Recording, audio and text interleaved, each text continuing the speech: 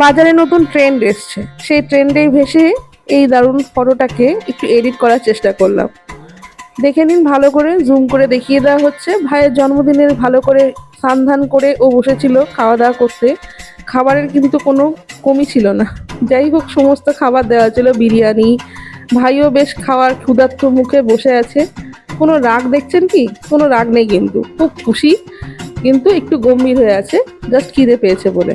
কিন্তু দেখুন, এরকম 5 রকম ভাজা, বিরিয়ানি, পায়েস, কাটলেট সমস্ত দিয়ে এই হলো তার ফল। ভালো করে দেখিয়ে দিচ্ছি কি কি করেছে আর কি কি আছে, দেখতেই পাচ্ছেন কি ফটোটা বানিয়েছে। কেকটা ঠিক করেছে, কেকটা সাইজ বাড়িয়ে দিয়েছে। আর এইটা কি, এইটা কি নারকেল, তার সাথে ও বাবা, আবার ফাটিয়েও রেখে দিয়েছে, মানে বুঝিয়ে দিয়েছে দুটো নারকেল ফাটিয়েছি। আর এটা কি, ওরা বিরিয়ানি চেনে না? আর সাথে ডিম, আজকে ডিম দেবো স্যালাডের মধ্যে, ডিম আর সাথে এক গাদা সবজি দিয়ে ভাত। তো মুখের কাটিংটা এরকম হওয়াটাই স্বাভাবিক। ভাই কেন আমারই রাগ ধরে যাচ্ছে ভাতের থালা দেখে।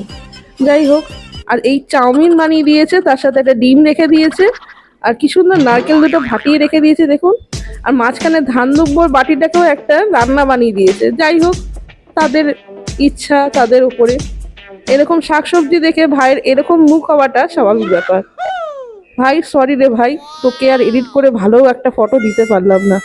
ভাবলাম বেশ সুন্দর লাগবে, আমার ভাইকে হ্যান্ডসাম লাগবে, কিন্তু এরকম রাক্ষসে চেহারা হয়ে যাবে জানতাম না।